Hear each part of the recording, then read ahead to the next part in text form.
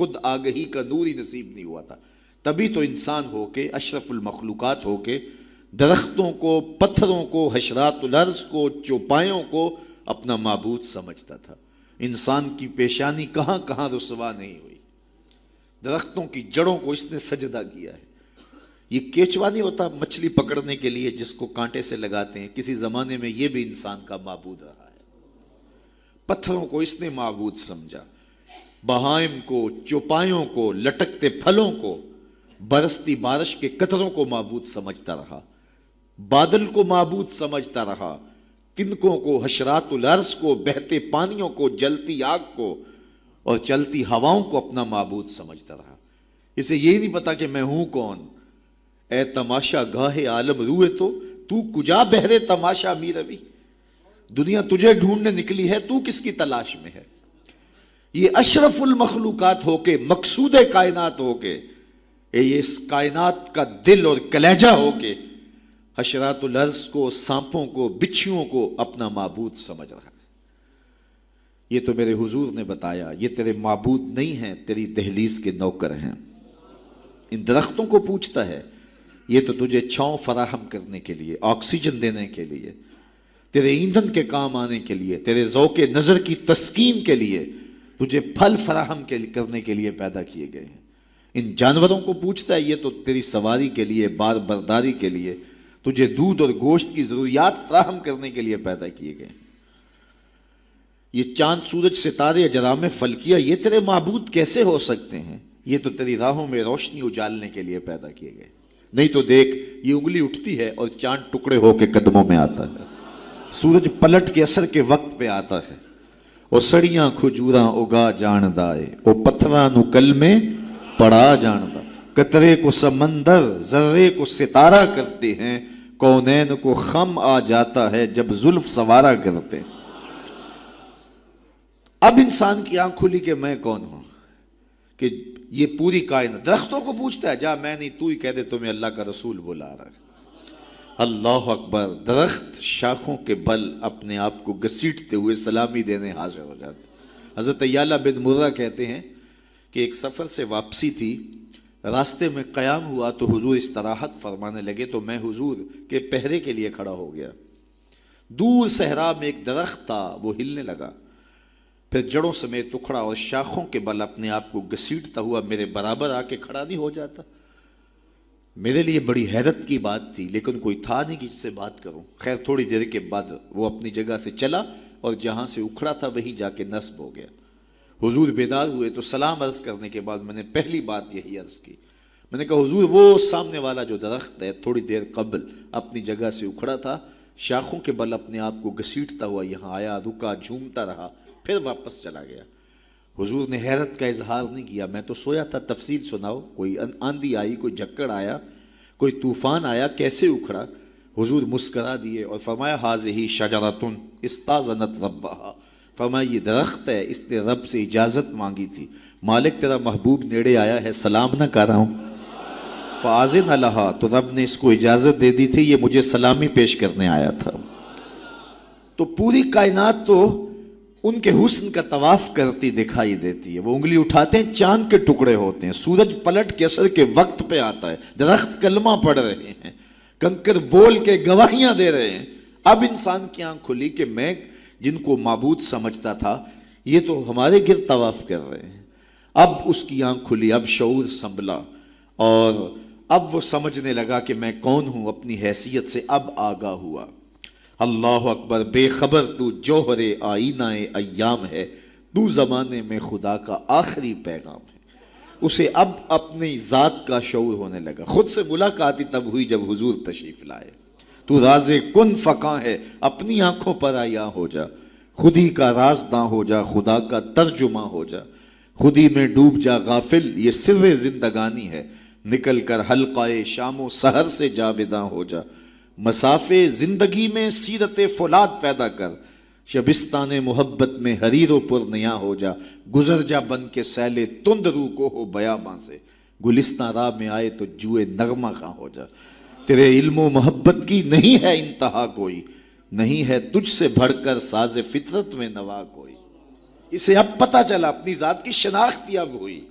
اللہ اکبر، کانپتا ہے دل تیرا اندیشہ طوفان سے کیا، نا خدا تو بحر تو کشتی بھی تو ساحل بھی تو، دیکھ آ کر کوچائے چاکے گریباں میں کبھی، کیس تو لیلا بھی تو صحرا بھی تو محمل بھی تو، وائے ناکامی کہ تو محتاج ساکی ہو گیا، میں بھی تو مینا بھی تو مستی بھی تو حاصل بھی تو، آہ کس کی جستجو آوارہ رکھتی ہے تجھے، راہ تو رہرو بھی تو رہبر بھی تو منزل بھی تو، بے خبر تو جوہر آئینہ ایام ہے، تو زمانے میں خدا کا آخری پیغام ہے۔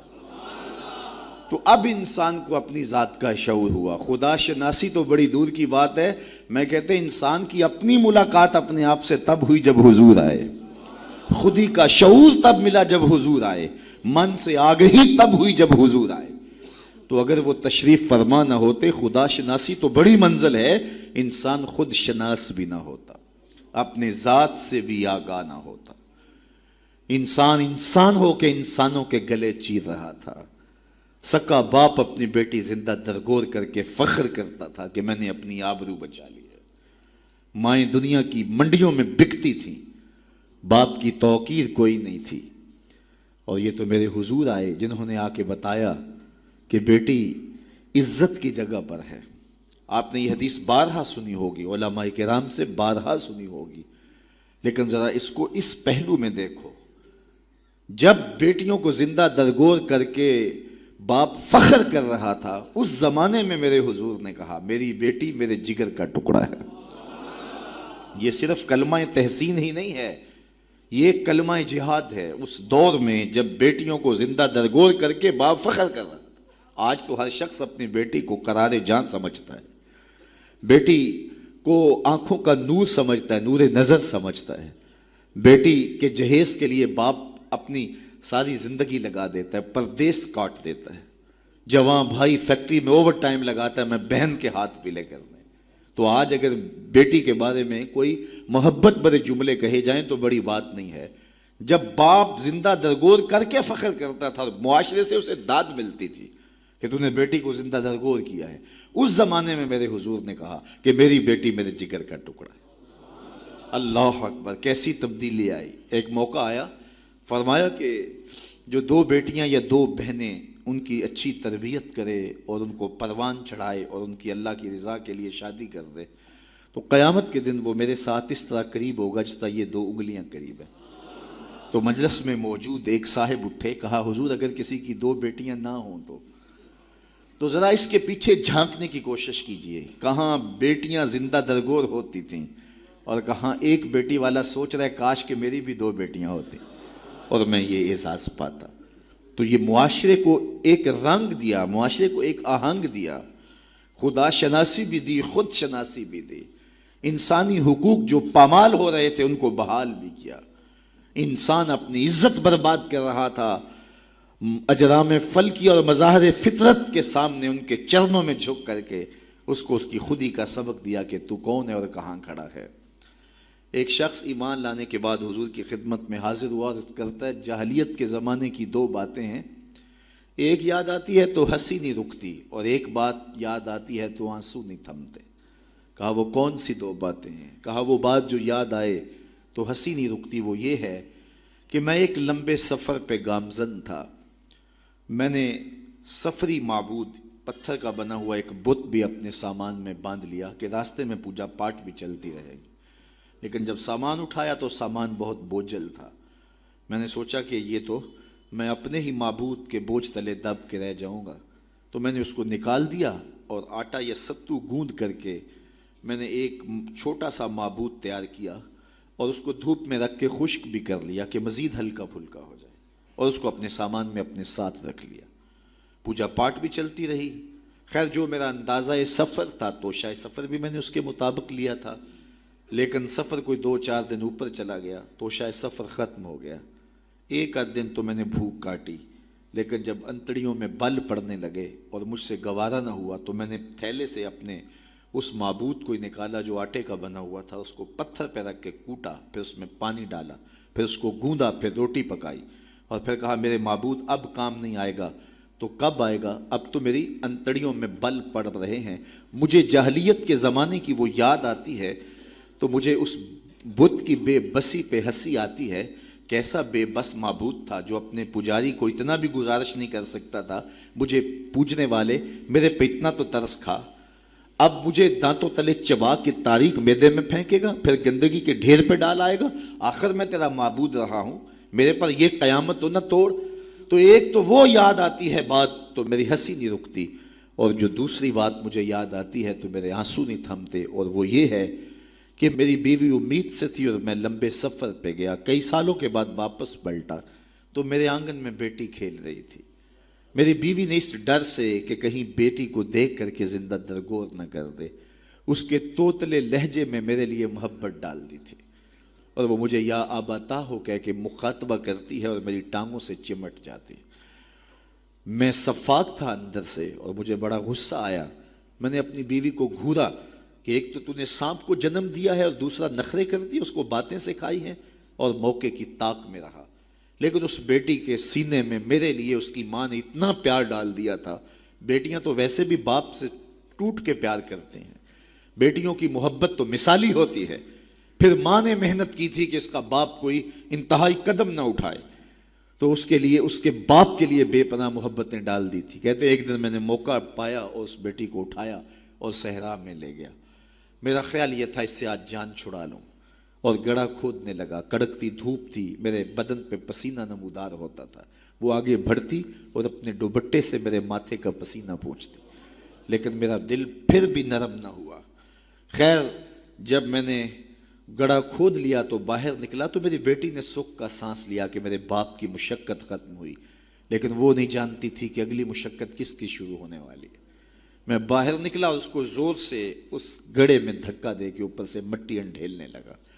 وہ ننھے ننھے ہاتھ جوڑتی رہی, چیختی رہی اور مجھ سے گزارشیں کرتی رہی کہ یہ کیا کر رہے ہو, لیکن میں اوپر مٹی انڈھیلتا رہا اور اس کی چیخیں اس ریت تلے دب گئیں. آج جب اسلام لایا ہوں تو اس کی چیخیں مجھے سونے نہیں دیتی. عرب کے ریگزاروں میں دبی ہوئی معصوم بچیوں کے سسکتے آنسو اور اس کی روتی آنکھیں کس کو پکار رہی تھیں. بیواؤں کی چیخیں فریاد کر کر کے کس کی منتظر تھیں. یتیم کس کو ڈھونڈ رہے تھے, کس کے منتظر تھے. زمانہ آنکھیں فرش بچھائے ہوئے کس کا انتظار کر رہا تھا. وہ جس کے نام پر داؤد نے نغمہ سرائی کی, وہ جس کے ذکر پر شاہ سلیمان نے گدائی کی. دل یحییٰ میں رہ گئے ارماں جس کی زیارت کے, لب عیسیٰ پہ آئے واز جس کی شان رحمت کے. جو بن کے روشنی پھر دیدائے یعقوب میں آیا, جسے یوسف نے اپنے حسن کی نئے رنگ میں پایا. نہ دانم آ گلے خنداں چے رنگ و بو دارت, کہ مرغے ہر چمنے آرزوئے او دارت. ہر کوئی منتظر ہے, کوئی ہاتھ پھیلا کے کہہ رہا ہے ربنا وابعث فیہم رسولا. مالک آنکھیں بوڑھی ہو گئی, اب اس رسول کو بھیج بھی دے. حضرت عیسیٰ تو بولے مبشرا برسول یات من بعد اسمہ احمد, چلو نام بھی بتائے جا رہا, ان کا نام احمد ہوگا. زمانہ منتظر تھا, پوری دھرتی انتظار کر رہی تھی. بیواؤں کی چیخیں اور یتیموں کی آہیں اور معصوم بچیوں کے دبے ہوئے آنسو جب ریت سے پکار کرتے ہوئے عرش الہی کو جنبش دینے لگے تو اللہ کو دکھی انسانیت پہ رحم آیا. آمنہ کی آغوش میں محمد عربی تشریف لے آئے. ناگہاں ساکن ہواؤں پر روانی آ گئی اور چمن کے پتے پتے پر جوانی آ گئی. آج زانوئے ازل نے صبح پہ انگڑائی لی اور مسکرا کر ایک کرن نے ہاتھ میں شہنائی لی. مخزن اسرار قدرت کے امی پیدا ہوئے, غل ہوا دنیا میں ختم المرسلین پیدا ہوئے. ایک بہار پھیلی نا, ربی ویسے بھی عربی میں بہار کو کہتے ہیں, ربیع الاول آغاز بہار. کہا محبوب تو محبوب ہے اور محبوبوں کو بہاریں ہی سجتی ہیں. جب گلیاں چٹکنے لگے گی, غنچے مہکنے لگے گی, جب کائنات بہار بن جائے گی, جانے بہار بن کے تشریف لے آنا. تو ان کی جلوہ گری, ان کی تشریف آوری انسانیت پر اللہ کا بہت بڑا احسان. اسی لیے اس کو جتلایا اور کہا لقد من اللہ علی المؤمنین اذ بعث فیہم رسولا. تو یہ احسان عظیم ہمارے اوپر ہوا. اتنی بڑی نعمت, وہ نعمت عظمیٰ جس کے لیے نبی منتظر رہے, نبیوں کی ٹیمیں منتظر رہیں, اور ہم نے کوئی آرزو تو نہیں کی تھی. وہ تو منتیں مانتے رہے. بحیرہ راہب کہاں بیٹھا تھا, نستورہ کہاں بیٹھا تھا, کہاں کہاں منتظر ان کی راہوں میں لوگ بیٹھے تھے. شب ہجر کی سختیاں کوئی اس سے جا کے پوچھے, تیری راہ تکتے تکتے جسے صبح ہو گئی ہے. زمانے منتظر رہے, صدیاں منتظر رہیں, لوگ راہوں میں بیٹھے رہے, ہم نے کوئی انتظار نہیں کیا. آنکھ کھلی, ہمارے والد صاحب مؤذن کو مسجد سے بلا لائے. انہوں نے کان میں آ کے کہا, مبارک ہو, تو حضور کا غلام بن کے آ رہا ہے. شاہوں سے ملا ہے نہ تونگر سے ملا ہے, اللہ کا عرفان اسی در سے ملا. اوروں کو ملا ہے تو مقدر سے ملا ہے, مجھ کو تو مقدر بھی تیرے در سے ملا ہے. تو یہ ہماری خوش بختی, ہماری فیروز بختی کہ ہمیں وہ محبوب نصیب ہوئے جس کے لیے زمانے تڑپتے رہے, ترستے رہے, منتظر رہے, آنکھیں بچھی رہیں, تمنائیں بیتاب رہیں, آرزویں مچلتی رہیں, لیکن وہ جان بہار بن کے تشریف لے آئے. اب جب حضور تشریف لائے ہیں, پھر صحابہ نے تو حد کر دی نا, اپنا سب کچھ ان کے نام پہ لٹا دیا. کہا آپ کے دین کا جھنڈا لے کے اٹھیں گے اور دنیا کے آخری کنارے تک پہنچیں گے.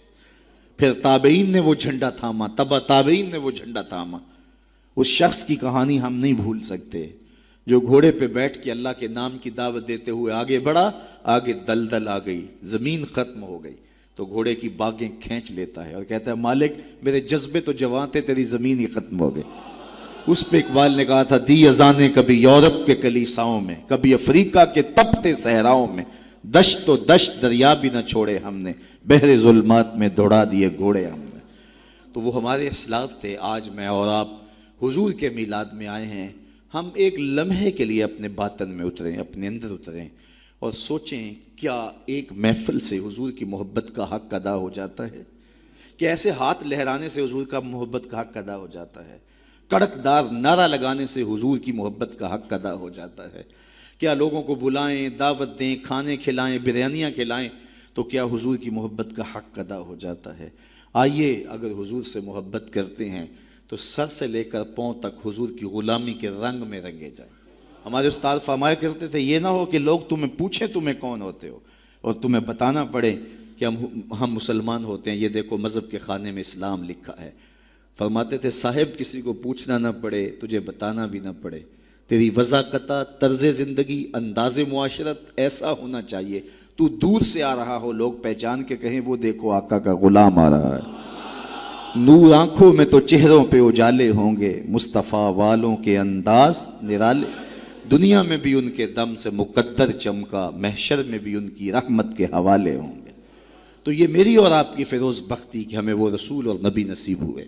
تو آئیے اپنی زندگی کی ایک ایک سانس حضور کے نام کر دیں, جئیں تو حضور کے لیے, مریں تو حضور کے لیے, اور اپنی زندگی کو حضور کی راہوں میں نچھاور کرتے ہیں. ان کے دین کا جھنڈا لے کر کے اٹھیں اور دین کے پیغام کو دنیا تک کے ایک ایک کونے تک پہنچانے کا عزم کریں.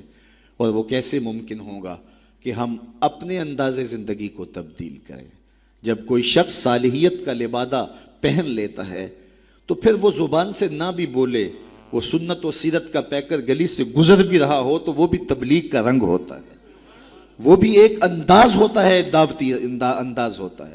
لیکن اگر میں زبان سے دعوت دین کی دیتا رہوں اور میرا رویہ, میرا عمل, میرا کردار, میرا لہجہ, میرے اخلاق اس کی نفی کر رہے ہوں, تو میں حرف حرف منافقت کر رہا ہوں. اس لیے مجھے اپنے رویے کو, اپنے طرز زندگی کو, اپنے انداز معاشرت کو حضور کی سنت کے سانچے میں ڈھالنا پڑے گا. محمد دی زیارت محمد دے رنگ وچ, ٹھگ بازیاں جانے پیارا محمد. اقبال نے کہا تھا, چوب نام مصطفیٰ خانم درود, از خجالت آب می گردد وجود, عشق می گوید کہ محکوم غیر, سینائے تو از بتا مانند دیر, تا نداری از محمد رنگو بو, بر زبان خود میالہ نامے ہو. تو اس کو پنجابی میں جو ہے وہ قلم توڑ دیا. اللہ اکبر. یاری لا تو پاک نبی سنگ, اے پر پوری یاری. ذرا دیکھیے شعر کا حسن دیکھیے, اٹھان دیکھیے. یاری لا تو پاک نبی سنگ, اے پر پوری یاری, پھر درود قبول ہے تیرا, لکھ نہ لو ایک واری. تو اپنے آپ کو ان کی محبت کے رنگ میں رنگ لو اور پھر دیکھنا کہ حضور کی محبتیں اور رحمتیں کیسے برستی ہیں. ہم کو بلانا یا رسول